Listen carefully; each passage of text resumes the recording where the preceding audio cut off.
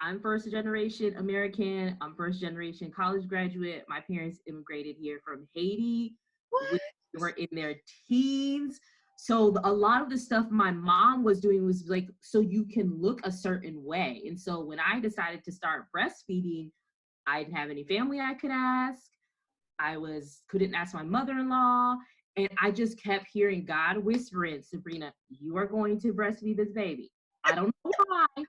And I went through the roughest time breastfeeding my first daughter, my firstborn. And I mean, I was bleeding. I was crying. I was going through postpartum alone.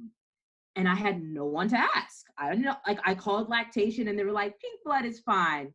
Call in 2 weeks. And then I was just like, what? And then really somebody I could be like, Sabrina, look, I'm nursing at the same time as you. A lot of people I knew, like my firstborn was when I was like 24. And so a lot of people I knew had already had children that were like 6 and 7. And they're like, oh yeah, we did it. But I didn't have somebody actively going through the struggle with me. And so when I got pregnant with baby number 2, I was like, no, I am going to start something in Huntsville where there's always a Black person breastfeeding somewhere, anywhere. And that's why me and my girlfriends created like the first Black Breastfeeding Week event. And we put all our resources together and started getting into natural parenting and teaching cloth diapers. So breastfeeding is something that is like so near and dear to my heart. Like, good, we got the right person. Forget, especially during this time where we're in a pandemic, I know moms are like, forget it, let me just get formula and stockpile, because we're in this stockpile mentality to stockpile cans. And we need to really bring back why breastfeeding is so important in the Black community, like why it is. And people forget like why slave owners were making you breastfeed their babies, because they knew it was better. You know what I mean? Why they were not allowing you to feed it to your own children and only to their children, because they knew it was better, and kind of breaking those barriers, and to not be the white, I'm trying to act white, I'm trying to be bougie, when all I'm trying to do is provide my kids with zero, like lower the risk of diabetes, lower the risk of cervical cancer, lower the risk of obesity with just feeding them within the first month of their life. You can't say that about anything else. You know what I mean? So that's why I love breastfeeding so much. You already answered the question, because I was like, why are you a CLC? So just to be clear for the people who are watching at home, I'm a new and expecting mom. What is a CLC? Like, what do you do? Yeah, so I'm a certified lactation counselor. We have to take a course. We have to pass an exam. We have to recertify every 3 years. That means we have to keep up with educational hours, lactation, like, educating other people. And so we're basically providing evidence-based education. Okay. So I know how to help a mom breastfeed if she's had a breast augmentation or reduction. I know how to help parents breastfeed who maybe have PCOS, how to increase supply, things like that, which comes with a lot of, oh, I've done this trial and error. But when you get a CLC, they've basically seen it all. Versus you get advice from a mom, which is great. She can only speak on her one experience. True. And I can speak on multiple experiences, and little mix and knacks of things that can help every type of mom that's going through a breastfeeding journey. And I always tell moms, like, my goal is your goal. I'm not telling everybody to breastfeed their children till 10 years old, because that's not even my testimony. Okay. Sabrina's like, so it's my goal is to literally say, your goal is my goal. You want to make it 2 days? We're going to get you to 2 days. You're going to make it, 6 months? I'm going to get you to 6 months. So I want people to really understand breastfeeding is not a you do it or you don't. It's you did it. Yes. And that's it. And that's it. So that's every time I've seen a patient or I've worked in a hospital, I've taught breastfeeding classes. Every time I'm always like, this is about you reaching a goal, period. Motherhood is already hard. You don't need a certified person telling you, you only made it, you know what I mean? It's like, What? But 2 months? so Long. the Um, realities of breastfeeding, some people can't breastfeed right when the baby's born. So I'm asking you, from stories that I've heard, what are some ways, when you go, especially moms who go to the hospital, they may not have the support that they need from a lactation consultant or counselor in a hospital. So I guess, when do you come in that picture? Like, when do you contact your CLC? immediately. I always say go to a prenatal class. If you'll see my handle on your page, but follow me. Especially during pandemic, message me. I always tell people there is no dumb question when it comes to sustaining a life. Asking a breastfeeding question is not a dumb question. Is my boobs too big? Is my breast too small? It's not a dumb question when we're talking about sustaining an actual human. So Mhm. I get messages all the time. It's pandemic time. Anybody can message me. I'm not really charging nobody. Just call me, y'all. Okay. Are CLCs doing virtual Yes. consultations? Okay. There's a lot of CLCs doing virtual. There's a lot of things we can do without. If you're a real CLC, you can do most of the appointment without touching the actual mom. Okay. Because the point is to get you and baby in sync. People think there's this facade that when baby's born, you're like, I'm breastfeeding. And it's not true. I Okay. had latch issues and my nipple like got ripped off. But let me ask you this, for those Mhm. moms who have to heal the nipple before, trying to latch on again, because the latch is important. Mhm. What are some ways that, what do you usually recommend for those moms who have a hard time Okay. latching? As a personal preference, I do not nurse on any abrasion nipple point, period. Pump, hand express or pump. You want that to be healed because it's an area that keeps moisture. It's always going to keep soft. It's a thin layer of skin. So if you don't give it that oxygen, y'all home. So we're talking about braless, shirtless. You got to let the air go. Pump. Yes. There's beautiful pumps out there. You get a pump. Ask for the pumping parts in your hospital. There is a hand pump in that baggie. It's usually a piston pump, a trigger pump. There is a free hand pump. When you go there, say, I need the parts. Your insurance pays for it because it's included in your stay. Comes in this big bag, and there's a pump inside. It's great when you lose electricity. If you're in hurricane, tornado, it's good when you're on the go, if you're doing a road trip. So hand pumps are great. And again, you can find Evenflow, my favorite company. You can find Medell's. Have a hand pump handy where you can hand express or pump, and you cannot nurse on that side. That's just me personally. People that tend to nurse on abraded nipples, and I have, um, it creates a negative relationship with breastfeeding because you're associating nursing with pain and discomfort. Oh.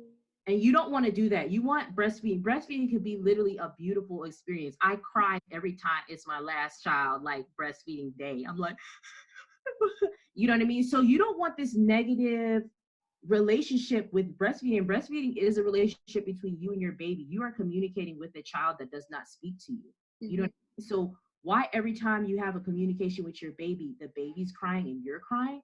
That's not a good breastfeeding relationship. So really heal those breasts. It's really important to, if the moment you feel pain at the sign of latching, contact somebody. You Okay. should not feel any pain, because if you continue to work during the pain, that's when you start getting the soreness and the bleeding and the open sores and things like that. So contact, if you're like, ow, that really hurt, call somebody. Who do we contact? Because I was that mom, I didn't even know you guys existed. So where do we go to find you? Girl, there's a lot of groups. Your hospital normally has a group. I really encourage people to look up baby friendly hospitals. Um, Mm. have a designation for breastfeeding support, and so they have to do all these certifications. They have lactation people on staff. Ask your hospital if you are there. A lot of the nurses are already certified IBCLCs and CLCs. So ask, like, is there a lactation person on staff? When can I speak to them? Be immediate.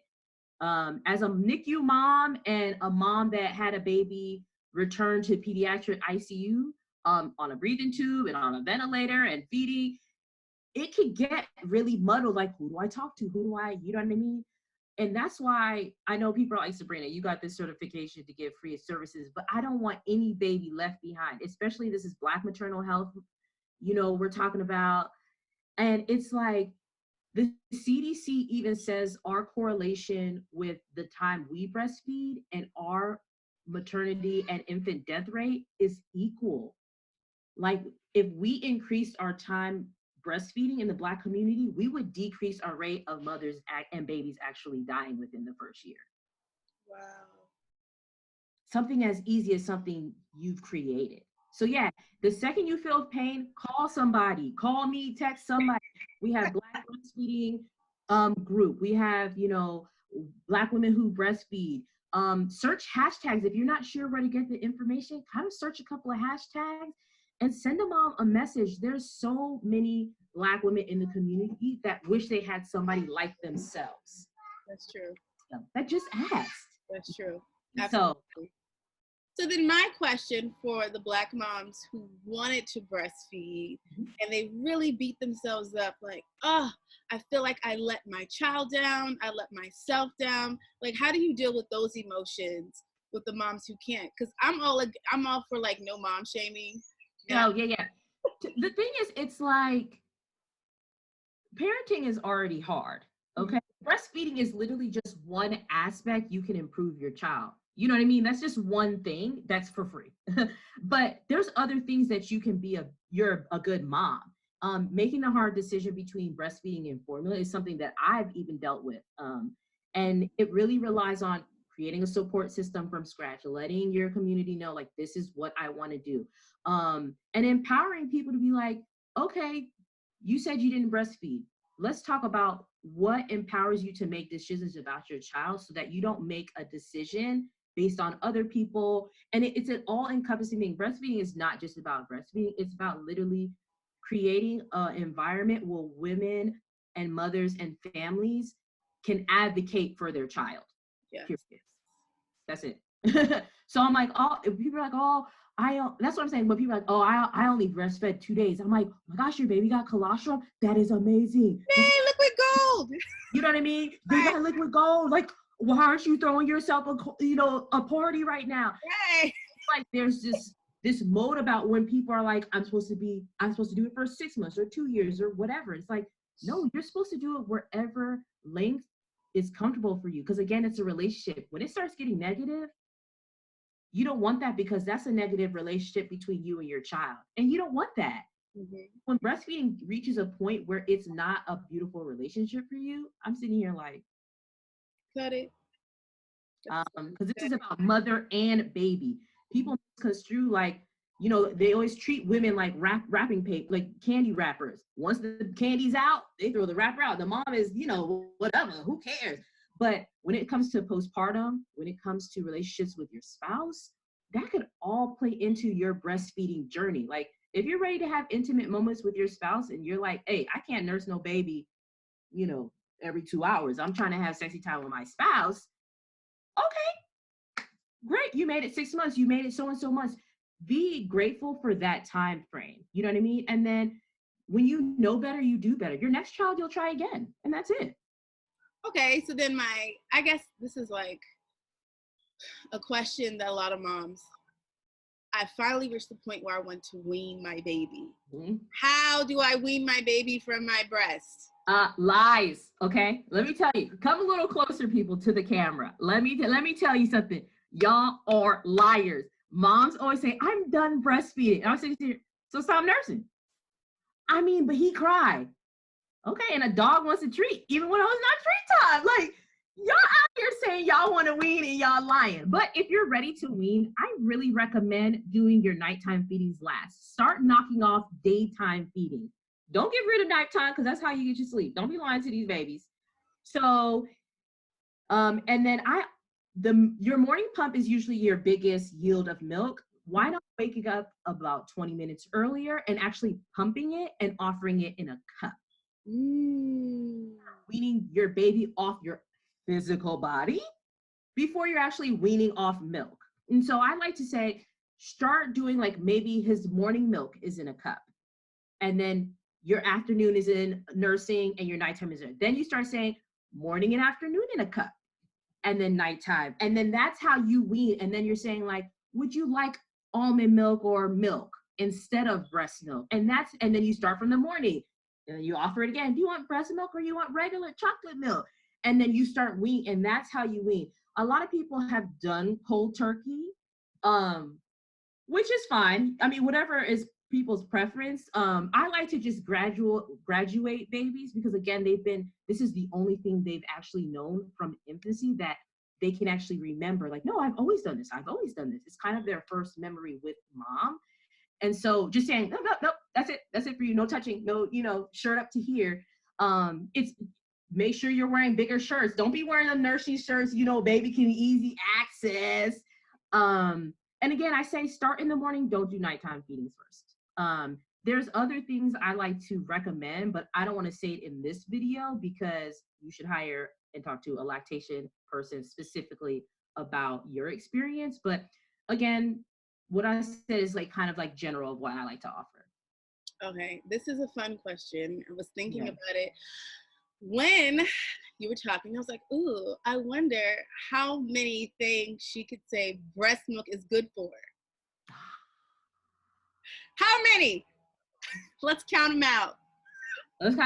Eczema. Okay. Pink eye. Mosquito bites. Rash. Acne.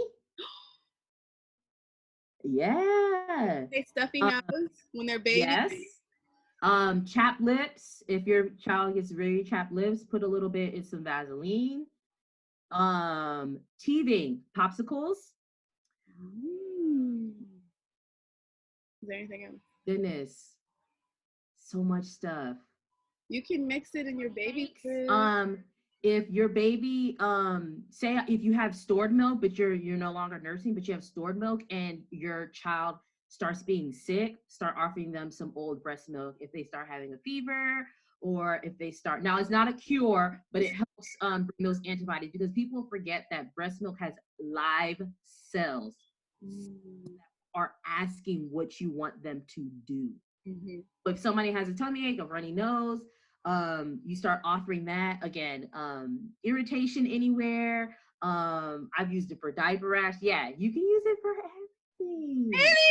I wanted you to say that because I get excited. I was like, it's just as good as coconut oil, but maybe even better in my personal opinion.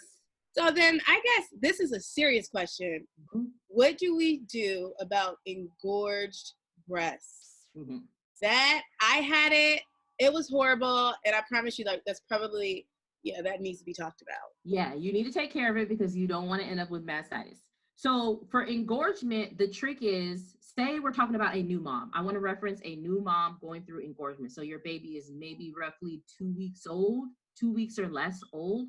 So your body is trying to regulate, is baby this size? How old is baby? Your body is trying to figure out how much the baby needs, how much they don't need, things like that. So you are most likely to get engorged, right? The trick is to pump or hand express to relieve pressure, not to empty. If you empty breast during engorgement, you're telling your body, I have a 12-pound baby who can eat 8 ounces of milk, make more. And so then you wake up like triple the size, like, I pumped. Why am I still big? Because you're telling your body. So you want to pump to relieve pressure, not to empty, okay? You want to, if you're a type of person who's an oversupplier, and so you naturally fill up very full, you want to pump to relieve pressure again, because you don't want baby latching on a nipple that is fully, when the nipple is full, it's hard to latch on, and that's when you're going to get the pain, right? So you want to ease and pump, even just hand express, pressing, massaging, and then it'll ease the nipple so baby can latch on beautifully, and then it will able to empty the breast to their liking. You never want to empty an engorged breast when a baby is 2 weeks or younger. You're going to end up making milk for twins, and it will be very weird. Never ends. Yeah. So does standing over a hot shower help relieve it? Is the cabbage trick true? Okay, let's talk about cabbage. Let's talk about cabbage, lady. I just wanted to know. Let's talk about cabbage. Now, cabbage does work. It is not something I personally recommend because if not used properly, you can dry up your entire supply. Okay. So before you use cabbage, you need to contact a lactation person. Message me, please, because that's not something I recommend. Especially it's not something I recommend for new moms. You have to talk to a lactation professional before you use that, because if you use it incorrectly, you will empty your supply and you won't be able to nurse again. Wow.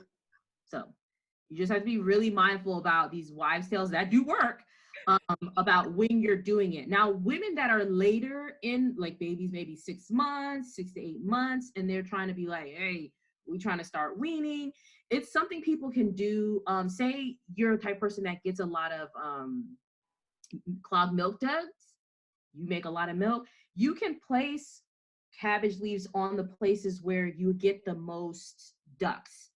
And I mean, for a very small amount of time, we talking about 5 minutes, 10 minutes, like very small. Again, it's not something I like to recommend, because then people like, she told me to use cabbage leaves and now I don't have any milk. And I'll be like, I told you to call me first before you put that on your breast. But yeah, so it's something that can be used, but it's not something I recommend to moms who are first time nursing and are still trying to regulate supply. Got it. You're so good. How long have you been a CLC? So I've been a CLC almost 3 years, but I've been doing breastfeeding stuff for like 5 years. Wow. I wanted to CLC, and this is how God works for you. I wanted to be a CLC. The class was too expensive. It was not something that I could come up with the cost. All of a sudden, there was a rumor around that Sabrina wanted to become a CLC and couldn't do it. I got a call from somebody who I knew, but we weren't like BFFs, and was like, me and my husband are going to pay for it. And I was like, I'm sorry. She's like, no, you need to do this. And I was like, Calling. but no, I had my Black breastfeeding group, coloring between the lines at that time. Like I was still actively trying. I was teaching Black breastfeeding classes and doing, working on alternative parenting videos and, all that stuff. So yeah, it's just something that I did not, the birth of my third child kind of like pushed me through, like I got to do something better about my community. And my son was born 5 weeks early and was having a hard time and couldn't nurse. And I was pumping, and I pumped literally y'all ounces of colostrum, because I'm just a person that just has been breastfeeding and I know what to do. And I called and I'm ready to feed my baby. And his nurse said, oh, I just decided to give him formula. I didn't think it mattered. That's what she told me. She didn't think it mattered. I've heard this before. Just yesterday when we talked to Tia from Graceful Doula, I believe she said that they do this. Stay with your baby. Or they do not think Black moms breastfeed. They don't think we care about it. They don't think we think about it. And when I called frantically hysterical, obviously I breastfed all my kids. This is how my postpartum doesn't go crazy. It is this bond between my baby, and God is telling me, this is your baby. You will care for it. You will not eat it. You know what I mean? Like, this is how you communicate. And somebody took this first feeding away from me. Aww. I was like crying. I just had a baby. I'm crying. My baby's a floor above me, just in the NICU. And they were like, well, if you don't calm down, we can't hear your concerns. And I was like, calm down. You know what I mean? Wow. And I turned from pet, oh, Sabrina's so great, you're the best patient, to threat. Oh my gosh, she's hysterical. It's just formula. But it's like, when I know the statistics about Black moms, when I know the statistics about our African-American children, when I know the statistics, why does that make me crazy? Because I want to give my children the best benefit. You know what I mean? So it's something Black people do not, and again, it's been my goal to break the generational gap between breastfeeding mother and grandmother. By the time I'm done with this, there will be no generational gap on breastfeeding. You're gonna make me cry. I'm a crier. Everybody will have somebody. This is what I'm talking about. Not to interrupt you, but your birth story was not protected, and they did not care about it and how it affected your postpartum. Nope. That's so crazy. I left the hospital empty-handed. My son was still in the NICU for another 2 weeks. And I remember coming back with, my face because I produce milk. And somebody was like, oh my gosh, who made, you made all that? And I'm sitting here like, yeah, I did. Like, you know what I mean? Like, duh, of course I did. Yeah. And I remember my son being in the pediatric ICU, like not thinking I could pump. I was panicking. My son couldn't breathe on his own. At 2 months, he was 6 pounds. Like it was like this crazy story that just happened out of nowhere. And I had to start nursing my 2-year-old to maintain my supply. So again, it's like the struggle between breastfeeding and my psyche, and that's all I could do for my son at that moment. When he's in the hospital, the one thing I can do is feed him. And so when people take that away from Black moms, and if Black moms say, oh, I just use formula, that is fine. I want people to know that they've been given the option. Do you want to breastfeed? Do you want to formula feed? And However, there's an in between, because even if you can't produce milk, still ask, what are my options besides formula? Because there is something called donor milk. Yes. And was not offered to my NICU child. And we have a bank, but it was not offered to my child as an option. What? Yes. So they offer donor milk to NICU babies, but my child was not offered. So again, breastfeeding goes beyond just food. It's about teaching mothers how to advocate for themselves and their babies. Once you're empowered by that, you can literally advocate for your child when it comes to education, when it comes to sports, when it comes to healthcare. And I felt way more confident when I'm like, wait a minute, I don't like that. Nope, that's not what we're gonna do here. Things like that. So it's really about parents getting informed and making a decision. If you've been informed, like, yeah, I heard about breastfeeding, the benefits, but I also heard that, formula got a longer shelf life or it's non-perishable. And I feel like that works better for my family. I'm like, yes, you read up on your stuff. And that's all what it really is about Black parents being informed. And the funny thing is, it's like the Black dads want their significant other breastfeeding. And they don't, how do I say this?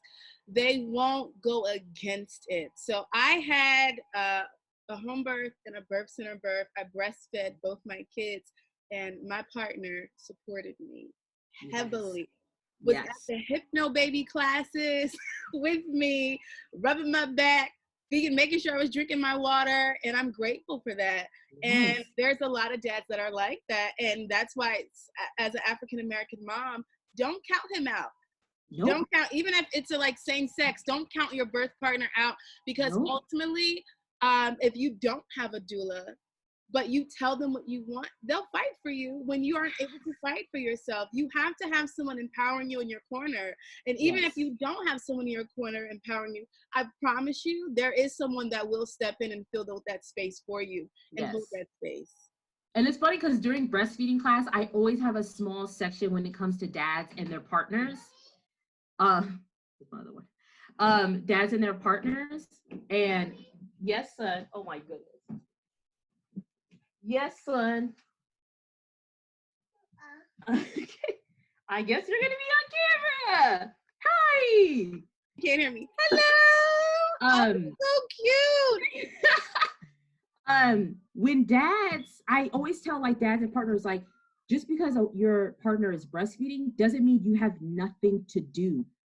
I can have a list of stuff for you to do that is so important to a woman's breastfeeding journey. Making sure she's getting stuff to eat, making sure pump parts are cleaned and ready to go for the next time, changing diapers, getting baby ready to nurse during those nighttime feedings. There's a lot of things that you can do. I always say, come up with a code word when mom's ready to go. And I had a code word. And they're like, you know what? The baby's not feeling good. We're gonna head on home. And then having that connection. Yes. And it being just like a community of wow, somebody is taking you serious and they believe in your journey. And there was times where I was running to the cabinet for the free formula. Wow. Babe, I mean, you said you ain't really want to, but I mean, it's cool. You want me to make it? And I'm like, no, you're right. I'm going to do this. You know what I mean? And it'd be like 2 weeks later, I'm like opening the cabinet, like, forget it. And he's like, you said you really wanted to try this time. And, you said it was going to be, and it's like, oh my gosh, like you need this. So again, even if you don't have somebody in your direct family, find your village, find somebody, call me, call somebody, and somebody will give you that confidence. That's awesome. So is there anything else that we need to know about CLCs for people to know, especially people who are pregnant right now, still debating, should I breastfeed, or just, all the things that come with pregnancy, and even after the baby, like maybe I should, just give up already because I'm in pain. Is there anything else we need to know? My one thing I always leave with is never quit on your worst day, okay? Try it again tomorrow, because every day is a new day with the baby. They don't remember the bad day that was yesterday. Start every day from scratch. Start every day from scratch and call somebody. Like, somebody's always around. I don't sleep. Again, I'm offering free virtual. I have Zoom, I have everything. Google Duo, WhatsApp. If you need to ask somebody a breastfeeding question, we can do this. We can do this, y'all. We will. We're going to do We will. Yes. Call Sabrina, the CLC. She will get you there. Yes. That is awesome. Well, I want to say thank you for spending your quarantine time with Moon Baby Chats. I believe these chats are informative and helping moms while home and going through their pregnancy during COVID-19 as a way to educate them. So they can never say they didn't have the resources. No, because Candace came through for y'all. Through. It's important. Don't be a Google mom if you don't have to. That's all I'm saying. I was that. So